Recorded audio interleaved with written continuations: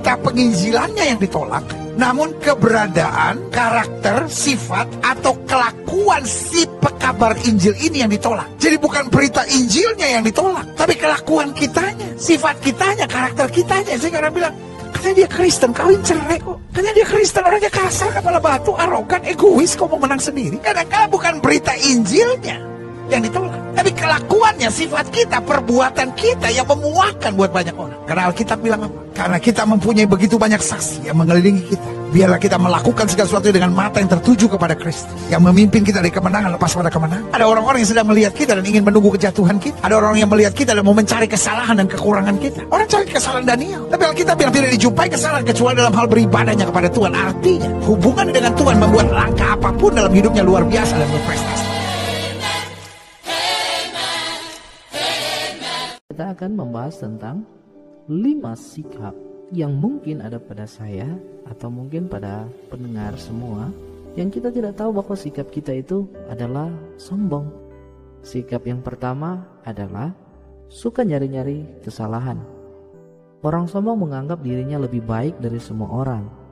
Nah, saat dia lihat orang lain seperti lebih baik dari dia, ia akan berusaha nyari kesalahan atau kelemahan orang itu, sehingga orang itu tampak buruk. Kemudian sikap yang kedua, hidup dalam kepura-puraan. Pendapat orang akan dirinya adalah hal terpenting bagi si sombong. Ia bisa tampak super baik di depan orang lain, tapi di dalam hatinya, yaitu tentang hal-hal yang orang gak lihat, ia sebenarnya gak terlalu peduli. Dan gak heran, seringkali ia pun jadi orang yang penuh dengan kepura-puraan. Sikap yang ketiga, keras kepala. Keras kepala itu bisa kelihatan beda tipis sama orang yang punya prinsip kuat. Tapi yang pasti, orang rendah hati itu gak keras kepala. Orang sombong sebaliknya, cenderung defensif dan keras kepala, apalagi ketika menghadapi kritik dan tantangan. Sikap yang keempat, cuek sama orang lain. Tadi kan dikatakan kalau orang sombong itu peduli banget sama pendapat orang tentang dirinya. Uniknya, kalau soal orang lain, si sombong akan cuek. Ia gak peduli sama perasaan orang, terlebih lagi sama mereka yang ia anggap gak penting dan gak kasih manfaat buat dirinya. Sikap yang terakhir dan yang kelima, yaitu caper. Gak cuma haus perhatian, si sombong juga haus akan hormat dan pujian. Dan ini bisa berupa gak bisa nolak, karena dia butuh merasa dibutuhkan. Gak puas sama keadaan yang dia rasa juga gak ideal, atau dia hanya fokus pada harta dan popularitas. Jadi apa yang dia tidak ingin lakukan tetapi dia ingin mendapat pujian dan hormat dari orang, terpaksa dia lakukan. Jadi dia melakukannya tidak dengan senang hati. Nah, itulah kelima sikap yang kita tanpa sadari itu adalah sebuah kesombongan. Semoga itu kita hilangkan ya. Kita sudah gak jadi orang yang suka nyari-nyari kesalahan. Kita jadi orang yang tidak hidup dalam kepura-puraan, tidak keras kepala. Kita jadi peduli sama orang lain, tidak cuek. Dan kita tidak mencari perhatian, tetapi kita melakukan sesuai dengan hati nurani kita, dengan segenap hati kita ketika kita mau membantu orang lain. Semoga melalui video ini teman-teman semua boleh diberkati, dan kalau suka jangan lupa untuk like dan bagikan ke teman-teman yang lain. Sampai jumpa di video-video selanjutnya. Tuhan Yesus memberkati. Kita akan membahas tentang penyakit orang Kristen, teman-teman. Penyakit orang Kristen adalah sombong rohani. Saya ulang, penyakit orang Kristen adalah sombong rohani. Oh, kamu nggak selevel dengan saya. Saya itu, kalau kamu tahu, tiap hari saya puasa, saya tiap hari berdoa, saya tiap hari akrab dengan Tuhan. Saya ngomong langsung, Tuhan pun ngomong langsung sama saya. Jadi saya bisa dengar suara Tuhan, dan lain sebagainya. Hati-hati, saudara. Jadi nggak mungkin kamu selevel dengan saya. Sekolahmu, kamu sekolah teologi enggak kan? Saya sekolah, saya sampai S2, saya sampai S3, saya menyelesaikan semua studi saya teologi. Masa kamu lebih tahu dari saya? Mau buka ayat, mau buka firman, ayo. Ada juga kalau di dalam gereja udah buat komunitas sendiri, kelompok sendiri. Jadi duduknya itu aja, sama orang itu aja. Nggak mau duduk sama orang lain. Bahkan ketika masuk ke dalam gereja pun, mereka enggan untuk bersalaman. Ya bersalaman cuman sama komunitas itu aja. Contoh mereka berlima ya cuman itu aja. Terus nyelfie, foto-foto. Karena lima ini ya akrab, dekat sama gembala, sama hamba-hamba Tuhan, sama pendeta, sama pengkhotbah. Sombong adalah menghargai diri kita secara berlebihan. Saya ulang, sombong adalah menghargai diri kita sendiri secara berlebihan.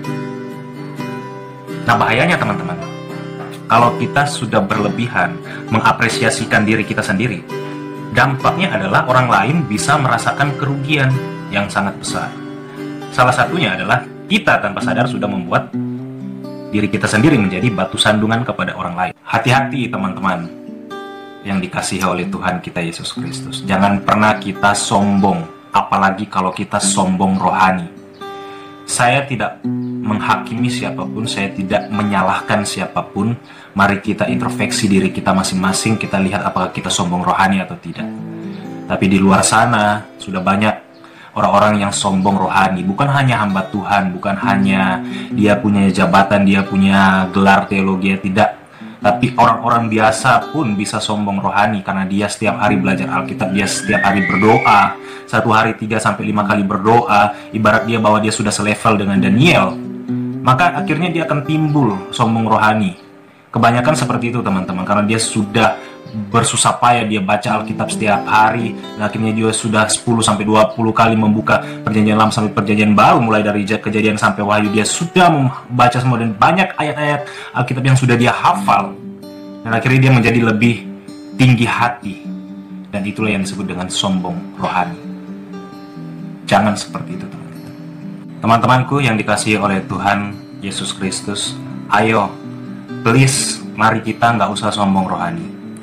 Apapun kelebihan kita, apapun talenta, bakat yang sudah Tuhan berikan, sudah Tuhan percayakan, sudah Tuhan serahkan kepada kita secara gratis, secara cuma-cuma, mari kita pergunakan untuk hormat kemuliaan Tuhan Yesus Kristus. Jangan kita pergunakan untuk pujian diri kita sendiri.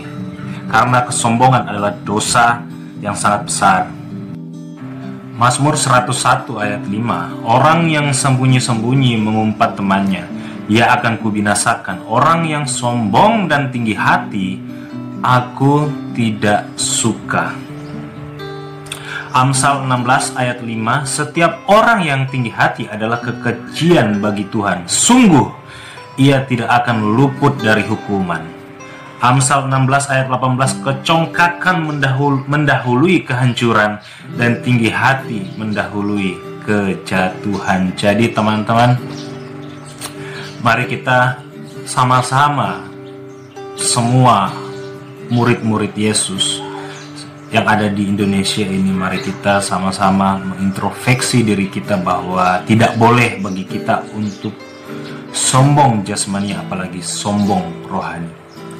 Nah, terakhir yang mau saya sampaikan adalah ketika seseorang itu dia sombong rohani, percayalah bahwa dia tidak memiliki kasih kepada sesama. Karena firman Tuhan berkata dalam Matius 7 ayat 17, demikianlah setiap pohon yang baik menghasilkan buah yang baik, sedang pohon yang tidak baik menghasilkan buah yang tidak baik juga. Jadi teman-teman, mari kita hasilkan buah yang baik. Tuhan Yesus memberkati.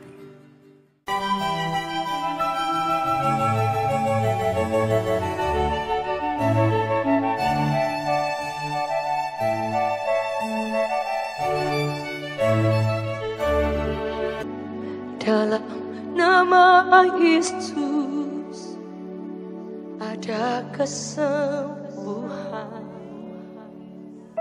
Dalam nama Yesus ada keselamatan.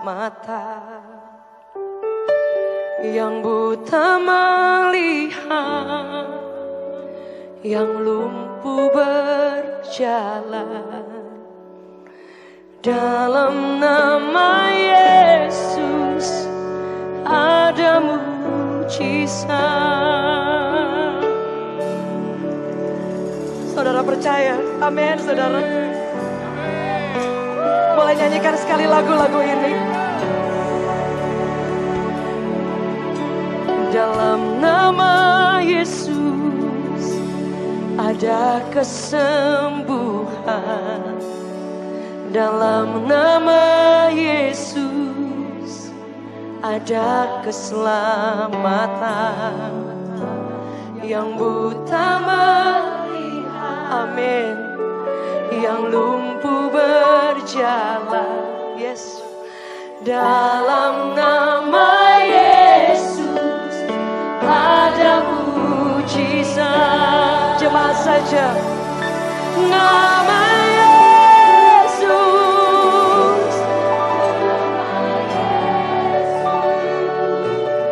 nama Yesus yang sembuhkanku. Nama Yesus,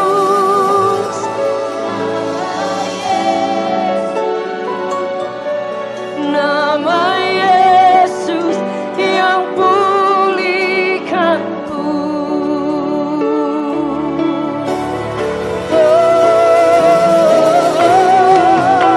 Dalam nama Yesus ada kesembuhan. Dalam nama Yesus ada keselamatan.